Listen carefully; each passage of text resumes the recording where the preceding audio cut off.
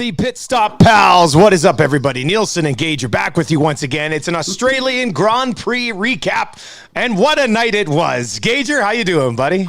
I'm still beaming, man. I went to bed with a big smile on my face last night. Just that was a great race. I had a lot of fun watching it. A lot of the stuff happened at the beginning of it, and at the end, it wasn't too exciting. It was kind of a foregone conclusion how it was going to end up. But kind of cool. We were talking about having a race where we're watching at night and stuff, and realizing it doesn't matter when these races are on. We're having a good time. I said to Gager, you know what? I like the night race, but it could be 3 p.m. I'd be like, man, I love this 3 p.m. race. Like my plan on Friday night, we saw you on Friday night. We had a little kind of going away thing for Hernan Salas at local downtown. And the original plan, when everybody got there, we're like, we're staying for qualifying. We're still for qualifying at midnight. And I was just like, I wonder how many guys will actually stay for qualifying. So when qualifying started, it was me, the Gazzola brothers, Hernan and his girlfriend, and Awanik. But Maddie ended up getting a little too messy. He had to send him home early in Q2. So when it was all said and done, it was me, Hernan, his girlfriend, and the two Gazzolas. And we ended up riding it out. It was fun watching qualifying at the bar. First time I'd ever done that in my entire life. And it was a good time. It was fun. That's great. Yeah, you made it to Q3. That's the most important thing, Dusty. Yeah, that's exactly. Yeah, we did it. We did the whole thing. And then last night was my first experience with F1 TV at the helm. And I don't know how you could ever watch any other sport again without having the accessibility to like choose what you want when you want it. Like it was amazing. I loved it, buddy. And I know you've been plugging it. We've been hammered out here, but now, I mean, I could officially say I got Gager's back. F1 TV, if you are a Formula One fan, has to be the best money you can possibly spend. Like it was insane. I mean, I got the early bird deal on it, I think, and I should actually break it down. It's dollars per race too, right? Yeah. So it's not like a ridiculous amount, and you get full value out of these because it's not like there's 500 races a year, right? You're going to make sure you're going to get your money's worth on these things. It says live, but you can watch it at your leisure too, right? It's always there. And then just all the other things that come along to it. Like I told you, Dusty, I kind of got kicked out of my normal viewing area because it was a late night with my daughter and my wife watching their shows. So I was banished to the office, but still having 2 screens, seeing the data, looking at different things, the helmet cams, watching the battles in between. It's nice when you do have your fantasy teams and you switch helmet cams to the guys that you have. Yeah. So I was laughing like with my headphones on with the announcers and yelling and stuff. It was great. It's phenomenal. Formula One TV is I don't know if I'll be pumping this thing forever. Yeah, I just did the math on it quickly, and I didn't get the early bird deal. I got like the regular deal, and I think it's like $3.30 per race when you actually break it down. And it's not just you can watch it anytime. There's so much stuff on there. So yeah, it's a very, very nice decision that's been made. All right, man. I mean, there's like. Well, show the board. What's your board got? Because I wrote it down on my phone onto a notepad. Gager's got like 14 things we can discuss from this race. So where do you want to start, Gager? Like, where do you want to start with this bad boy? Well, I thought just because this driver made me change my original team, I substituted Fernando Alonso for Pierre Gasly, just because of qualifying and how, man, if his car doesn't cack out on him in Q3, I think he might have finished pole. His first 2 sections were faster than both Leclerc and Verstappen at that point. So seeing his car trouble, and then throughout the race, like I was wondering about the strategy of them, and if they were, man, I just didn't think it was that great, because staying out on those hard tires for that long and then kind of hoping for another safety car. I think that really, I mean, he had some issues later on that he couldn't overcome, and I think it was with the front left tire. But man, that's a frustrating weekend for him, because it was kind of the reemergence of Looked Fernando like Alonso. Going, right. Yeah, you're like, oh my God, he can factor in here. And I mean, to see just Alpine battling in the middle of the pack now, you know, and that's really exciting. And he was again, F1 TV, him talking. They were asking Fernando about what does this mean moving forward. He goes, well, this is. He kind of mentioned that these 3 races were more almost like training sessions too, because now we're going to see they're going to go back to Europe, all the new upgrades that they've been looking at to do and things like that. Everyone's talking like there's murmurs and Mercedes is going to bring a lot of new packages right now because they didn't change their car at all, and they looked quite good this weekend. So man, 2 weeks. This is killer. I need a this is tough. Last night's race wasn't even over, and I brought the schedule because I was just like, I have a feeling there's not another one for 2 weeks again. Damn it. Here we go. So the top 10 last night finished like this. Charles Leclerc, Perez, Russell and Hamilton in the 3-4 spot. Norris and Ricciardo in a 5-6 spot. Ocon, another quietly solid race, 7th. Bottas moves up to 8. Gasly at 9. And Albon at 10 after running the entire race on the same tires and finally sneaking in at the end, which was interesting. So Williams gets a point. Aston Martin's the only team that doesn't have a point so far. Let's get to Ferrari here because there's 2 storylines for Ferrari, and we'll get to Sainz in a sec. We got to give Leclerc his credit here. Untouchable, Gager. Like when they was it the 27 lap, they had the restart and Max pushed him a little bit. And then like at the end of the lap, he was already up by 1.4 seconds. And then it was 4 seconds. And nobody was touching Charles Leclerc in that Australian Grand Prix. It didn't seem like anybody had anything that could even push him at all. Great car, obviously a great race driven by him, but I was kind of disappointed that nobody could even stick with him, even when they were given a brief opportunity here or there. Well, I was worried about him a bit because, well, he was my turbo driver, first of all. But at the beginning of the race, when they're so full of that fuel, and you could see his on the straights, his car was porpoising like crazy compared to everyone else. I go, "Ooh, is that gonna cause an issue here?" So. But man, what a masterful race! And I think they called it now with the restarts on the safety car. They called it the Verstappen rule. Max likes to get right up beside the guy, right, not get ahead of him, and just put him in a place where he knows he doesn't like to go into that next corner that way. So now they all have to fall in line. So that I love how they call it the Verstappen rule. But I think that had a lot to do with it. He had to do. That second safety car start, he had to battle Max to hold on to that. But then, man, he's just gone. He's a machine. Yeah. Like watching the lap times and the sector times, what he is doing compared to the other cars, and it's just like tenths of seconds every area. He's just getting faster and faster and faster. And then the best was him. Can I go for fastest lap? He's like a racehorse. I want to go to fastest lap. Can I get to fastest lap? Like let me go. It's crazy.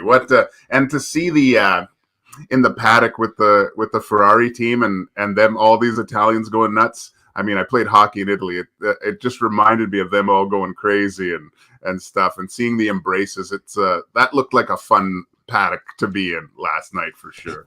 He won the race by 20 seconds. It was never in doubt. I mean, it was the lap 27 restart did. I mean, it provided a lot of drama. Like that was exciting.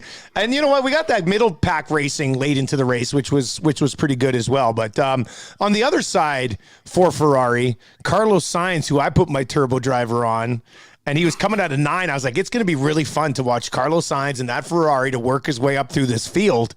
And they started him on the other tires, and he obviously was struggling early. And then before you knew it, he was completely out of it. I was stunned when I saw what happened to Carlos Sainz. That hurt, man. That hurt.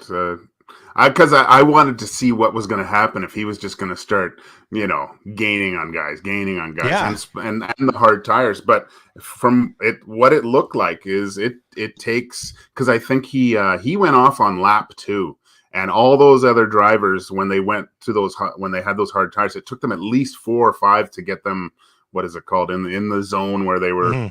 They were operating like they should have. They obviously went for a long time because we saw like 2 drivers go almost to the end of the race with them on.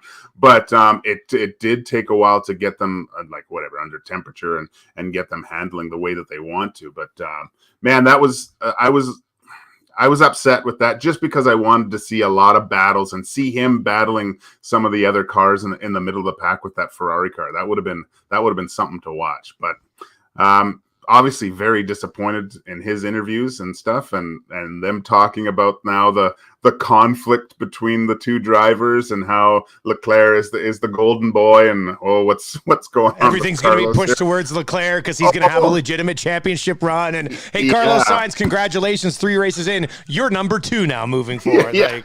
Man, this is why I think my love for this sport.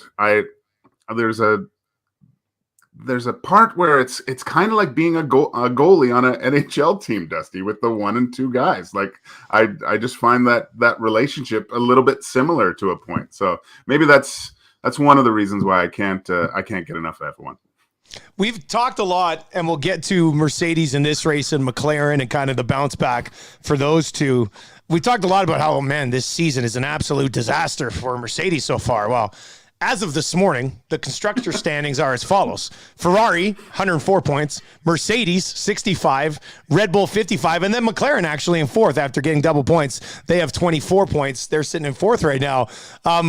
But I think all the focus on Lewis Hamilton and Mercedes having troubles to start has taken away the fact that Max Verstappen has not finished 2 of the 3 races so far. And there are clearly some issues with his car. When he hopped out and kind of starts waving over and they show that shot from the back and you see the flames inside the car, it's just like, holy shit. Like, this is a mess for Verstappen and Red Bull right now, man. I can't believe it. They had Max's car apart right up to the start, right? So there was obviously some sort of issue that they were trying to fix, but man, that's again, in my infancy of knowledge, that seems a little bit strange for a team like Red Bull to have such issues, like mechanical issues with the major car, issues, huge issues where they can't even finish the race. So that's something to worry about. But yeah, like, I don't know, maybe this is at the start in testing, Dusty, they always talked about how Mercedes was sandbagging and saying, "Oh, our car sucks," and then they get to the first race and they're good. But maybe we're just with these new cars, it's just pushed a little bit longer, right? Because they're competitive. And I was watching Lewis's helmet cam this morning, and I was watching him throughout the race, and he really wanted to take after Russell, and they were like, I think let's just take the points here. We're in a good spot. We don't need a double disqualification. We can stay in the constructors and get some good valuable points moving forward. So I think they went pretty strategic at the end of that race to make sure that they got the points. But again, Hamilton was a rabid dog wanting to get to that podium, I think. On the main broadcast, they cut him in saying, "You guys have put me in a really tough spot here." It's just so, here we go. And the way it all went down was because he pitted when he pitted, Russell pitted when he pitted, and all of a sudden, Russell, due to the safety car, was in the driver's seat, essentially. Lack of a good pun there, but that's pretty much what happened, right? So I could see why Hamilton would be a little bit frustrated, but if you're Mercedes, a 3-4 finish, you don't want to do anything that kind of screws that up. So I loved the humor of the broadcasters saying, "Oh man, Hamilton got screwed by a safety car like in the last race too." Goes, "Oh," and then they're like, "Oh, didn't Hamilton have trouble with the safety car in the past too?" Like, and then we're like, "I want to get past this."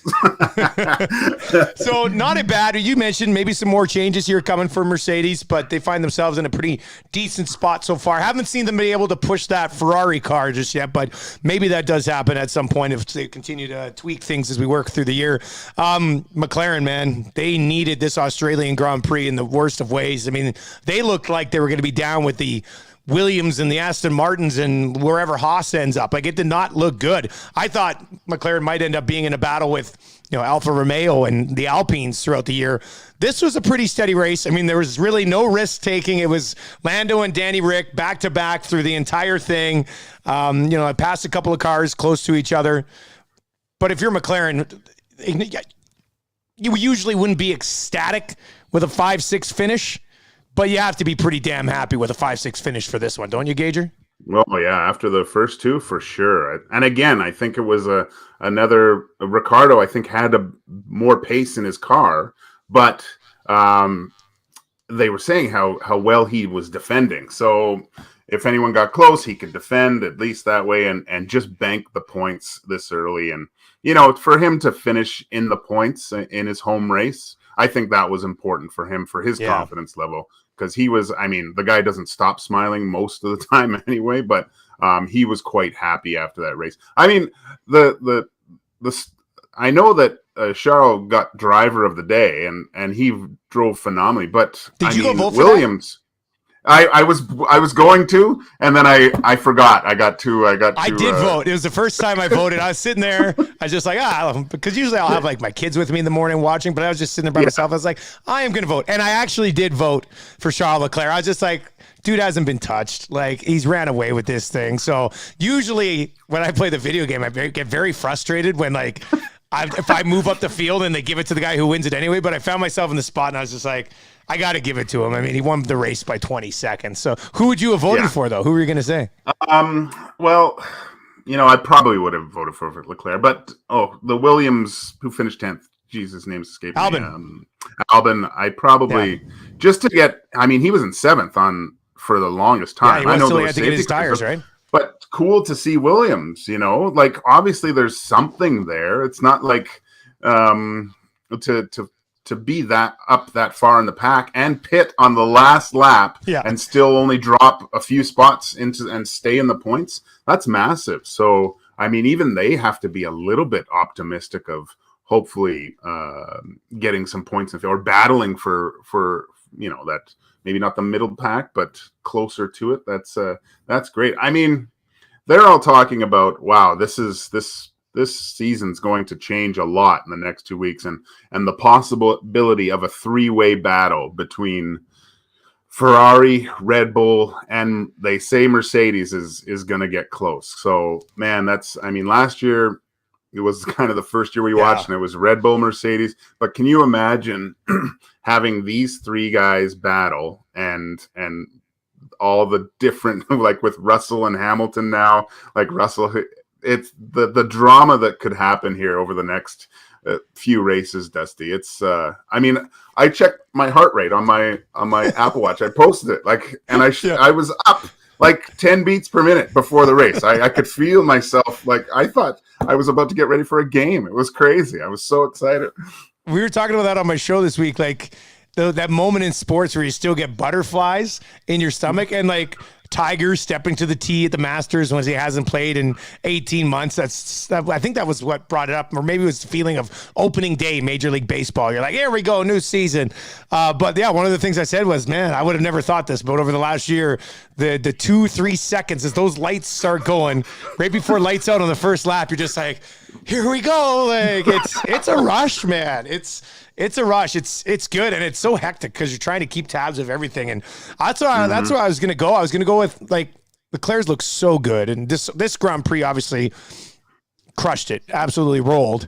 I'm starting to wonder, like, if Red Bull can figure out whatever this issue is with Max's car. I thought it was funny when Perez was like, what was wrong with Max? And they're like, don't worry about Max. It doesn't matter with your car, whatever. I was just like, wow, like they're just like, stay focused. Yeah. It's not going to happen to you.